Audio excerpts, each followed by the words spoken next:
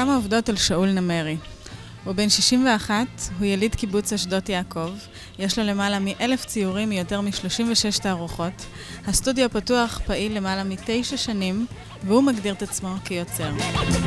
עשיתי בצלאל, אחר כך המשכתי לחפש בחברות אחרות, במקומות אחרים בעולם.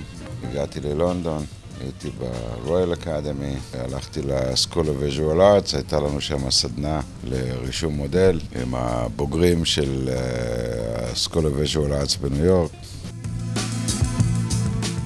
אנשים שרוצים לצייר ואנשים שמציירים, ואין להם את היכולת או את הזמן המתאים להשתלב בתוך מערכת אקדמית.